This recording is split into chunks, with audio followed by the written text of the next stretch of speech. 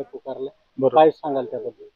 बंद आमचा 100% यशस्वी झाला आहे आणि जो बंद ज्या कारणांसाठी आम्ही ठेवला होता ते कारण आम्ही वरिष्ठांनाही ते पोहोचवलेले आहे आणि बंदाबद्दल आमच्याकडे माननीय संजयजी गांगरिया व्यापारी महासंघाचे अध्यक्ष त्यांनी येऊन आमचं अभिनंदन केलंय किंवा तुमचा बंद 100% यशस्वी झाला आहे आणि असाच बंद आमचा उद्याही चालू राहील आणि आमची भूमिका जी आहे ती तशी आम्ही ठामपणे समोर मांडू। आज बंद म्हणजे काय परिणाम झाला? बंदमध्ये व्यवहार 100% बंद होते आणि आर्थिक उलाढाल जी होती एक साधारणतः दिवसाकाठी जी 10 कोटी रुपयाच्या आसपासची उलाढाल होते ती पूर्ण उलाढाल आज ठप्प होती।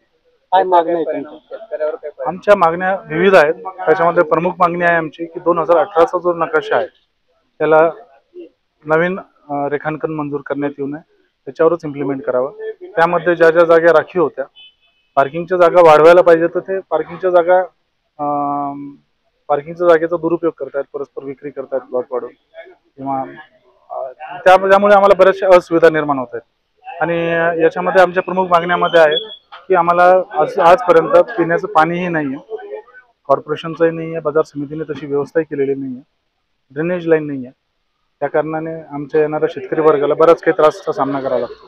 पुढची मागणी आहे आमची गुरंढोरं जे आहेत ते फार मोकाट होतात तर त्यांचं नियोजन करावं, कोंडवाडा चालू करावा, कोंडवाड्याचा रस्ता जो अतिक्रमण केलेला आहे तो मोकळा करावा आणि अशा बऱ्याच काही आमच्या मागण्या आहेत। आज म्हणजे याच्यामध्ये काही व्यापाऱ्यांनी न्यायालयात पण गेले, आज सुनावणी पण होती, काय झालं? हो, सुनावणीमध्ये आमच्या वकिलांनी बाजू व्यवस्थितपणे मांडली। कोर्टाने आमच्या वकिलाचं म्हणणं ऐकून समोरचे जे आहेत त्यांना बाजार समितीला एक 7 दिवसाचा वेळ दिलेला आहे की आपले म्हणणे 7 दिवसात आणि कागदपत्रांसह सादर करावे। 7 दिवसांचा वेळ त्याकरिता दिलेला आहे। चेअरमन साहेबांचं म्हणणं आहे का महानगरपालिकेची कोणतीही बांधकाम परवानगीची गरज नाही, आमचं जे आहे तर पणन महासंघ पुण्याचं कार्यालय ते फायनल करतं, ते मंजूर करतं आणि टाउन प्लॅनिंगचा महापालिकेचा काही संबंध नाही। तर कसं बघता तुम्ही याचं? साहेब याच्यामध्ये तुमची दिशाभूल करण्याचा प्रयत्न करताय। याच्यामध्ये आपल्याला महत्त्वाचं सांगतो, UDCP ॲक्ट जो आहे 2020 हा सगळ्यांना लागू आहे, बाजार समितीला पण लागू आहे। टाउन प्लॅनिंगची परवानगी घेणं हे त्यांना बंधनकारक आहे आणि नगर रचना विभाग जो आहे, नगर रचना विभागाने अद्यापही त्यांना कोणती परवानगी दिलेली नाही आहे आणि जेव्हा यांना पणननी परवानगी दिली त्या परवानगीमध्ये जे काही आहे त्यांनी स्पष्ट उल्लेख केलेला आहे की इथे लोकल अथॉरिटीज ज्या असतील त्यांच्या पूर्व परवानगीशिवाय तुम्ही बांधकाम सुरू करू नये, असं स्पष्ट त्याच्यामध्ये त्या ऑर्डरमध्ये उल्लेख आहे। ते कागदपत्र आम्ही कोर्टात सबमिट केलेले आहे। त्याच्यामध्ये कॉर्पोरेशनची परमिशन लागत नाही असं ते म्हटलंय। मग कॉर्पोरेशन आमच्याकडे टॅक्स कसा कोणत्या पद्धतीत घेते? साफसफाई कर, टॅक्स दुकानाचा, नळाचा कोणत्या पद्धतीने टॅक्स घेते? मग यांना ते बंधनकारक नाही का? त्यांना बंधनकारक म्हणून महानगरपालिका टॅक्स देते ना, म्हणजे ते खोटं किती बोलतात हे तर तुम्हाला सिद्ध होतं। याच्यामध्ये काय आहे, आजपर्यंत जेवढं काही बांधकाम झालेलं आहे याच पद्धतीनं इनलिगल पद्धतीनं झालेलं आहे। आपण सध्या जिथे उभे आहोत हा सिल हॉल क्रमांक 5 आहे, याची कोणतीही बांधकाम परवानगी नाही, कोणताही नकाशा नाही, ना महानगरपालिकेकडे सबमिटेड आहे ना यांच्याकडे। प्रकार असा की अवैध बांधकाम किती करणार आणि कुठपर्यंत चालू देणार, कोणत्याही गोष्टीला मर्यादा असतात आणि आम्ही त्या मर्यादा लावण्याचा प्रयत्न करतो। 2 दिवसाचा तुमचा बंद आहे, त्याची मुदत उद्या संपते, तर पुढची भूमिका काय असणार आहे? ती आमची पुढची भूमिका आम्ही पुन्हा एक वेळेस सर्व व्यापारी एकत्र येऊन ती भूमिका ठरवू आणि लवकरच आम्ही आमच्या आंदोलनाला काय स्वरूप द्यायचं ते लवकरात लवकर आपल्याला बंदविषयी शेतकऱ्यांना काय आव्हान? सहकार्य करा। त्रास होतोय कळतंय आम्हाला, परंतु उद्याच्या एक दिवस सहकार्य करा। व्यापारी नेहमी शेतकऱ्याच्या पाठीशी राहिलेला आहे, त्यांच्या सुखदुःखामध्ये सामील राहिलेला आहे। तर आज आमच्यावर अडचण आलेली आहे, शेतकऱ्यांना उद्याचे दिवस तेवढं एक साथ देऊन आम्हाला बंद पाळण्यात सहकार्य करावं। शेतकऱ्याची गाडी जी येते त्याला उभं राहण्यासाठी पार्किंग दिलेली मार्केट कमिटीने, शेतकरी पार्किंग कुठं करणार, गाड्या कुठं लावणार? ते पार्किंगच विकू लागले ना।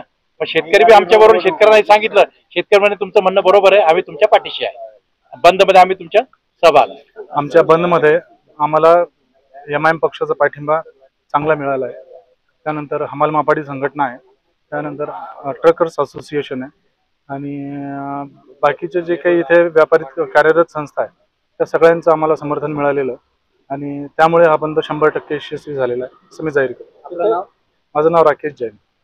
महाराष्ट्र अध्यक्ष सय्यद इस्माईल साहेब all India truckers and drivers helpline association, मी सेक्रेटरी पठाण मुझफ्फर.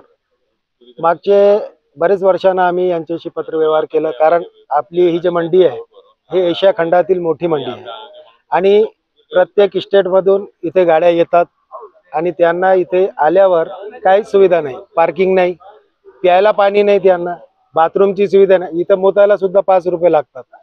बोर्ड आहे तिथे लावलेला, तुम्ही बघू शकता. तिथे एकदा कॅमेरा फिरवा तुमचा, तर मोतायला सुद्धा त्यांना 5 रुपये लागतात. सफाईची जी म्हणतात ते आम्ही साफसफाई ठेवतो म्हणून, इथं मंदिर आहे, दर्गा आहे, तुम्ही पहा थोडा तिकडे कॅमेरा त्यांना करून दाखवा की तिथे किती साफसफाई केलेली आहे.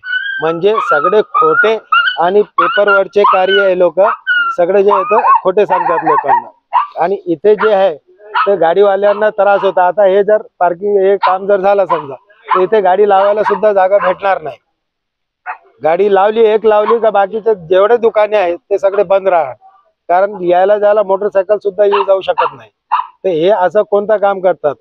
1998ला जेव्हा इथं मंडी पाठवली बाहेर, सगळ्यांना आश्वासन दिलं होतं की पूर्ण व्यापारी बाहेर येतील, तरी आतापर्यंत जाधव मंडीमध्ये पूर्ण व्यापारी आले नाही आणि तिथं सगळं कारभार एकदम धडल्याचे चालू आहे. आणि तिथे लोक खरेदी विक्री करतात जुन्या मोंढ्यामध्ये. तिथे ट्रॅफिकची एवढी कोंडी होती की कुठे ॲम्ब्युलन्स आली किंवा शाळांची बस बीस आली तर त्यांना जायला सुद्धा जागा भेटत नाही. तिथं पण आम्ही पत्रव्यवहार केला आपली असोसिएशनद्वारे, पण तिथे त्यांचं कानावर सुद्धा जोर रेंगत नाही आणि कोणी ऐकायला तयार नाही. यांना सुद्धा पत्र दिलेले आहे की बाबा इथे पार्किंगची जागा दाखवा. ते टेम्पोसाठी पार्किंगची जागा तेवढीशी दिली, तिथे बी ते सगळे गाड्या लावून टाकतात. म्हणजे गाड्यांना गोडाऊन करून टाकलेलं आहे. 2-2, 3-3 दिवस गाड्या खाली होत नाही. ते असे जे प्रकार आहे ते आपले शेतकरी भावाचा माल असतो, बाहेरून येणारा माल असतो. यांना थोडासा काळजी करायला पाहिजे. आणि हे जे अवैध कन्स्ट्रक्शन चालू आहे, म्हणजे याचा त्रास सगळ्यांना होणार, कोणी वाचणार नाही याच्यातून. कोणी जर समजत असेल की बाबा माझी इथं दुकान नाही, हे आज इथे जे झालेलं आहे तुमच्याकडेही होणार आहे. आता हे बिल्डिंग पाडायचं म्हणतात की ते एक सिमेंटचा प्लास्टरचा तुकडा पडलेला होता. आता किती वर्ष झाले याला बांधून. आता 20-30 वर्षात जर सिमेंटचं काम जर पडत असेल तर मग ते सिमेंटची गॅरंटी काय, काम कोणती पद्धतीचं झालेलं आहे ते त्यांची पण इन्क्वायरी व्हायला पाहिजे. आणि हे मिळून सगळेजण मिळून जे आहे तो व्यापाऱ्यांचा, हमालांचा, गाड्यावाल्यांचा सगळं जे यांचा घात करतायत. यांना सांगा की बाबा जीवन किती आहे आपला, तेवढा जगायचं आहे. ते माणुसकीने जे सत्य कार्य ते करा आणि आपला सुशिक्षित आपले जीवन व्यापित करा. म्हणून व्यापाऱ्यांनी जो बंद पुकारला त्याला ट्रक असोसिएशनचा पाठिंबा, all India truckers and drivers helpline असोसिएशनला पण त्रास होता, म्हणून आमचा पूर्ण पाठिंबा आहे. 24 आणि 25 एप्रिलला 2025ला आमच्याकडून कोणत्याही गाड्या येणार नाही आणि जाणार नाही. आमचं पूर्ण समर्थन आहे. काय नाव आपलं? तपन गोविंद गोसावी, कुठून आला? डोंगर शिवली, जालना जिल्हा. काय काय आणलं होतं? कांदा आणला होता मी. लगभग एक 25 ते 30 गोण्या आहेत कांद्याच्या. आणि एक्झॉटिक व्हेजिटेबल आणलं होतं सॅम्पल दाखवण्यासाठी. प्लॉट रेडी होता माझा निघण्यासाठी.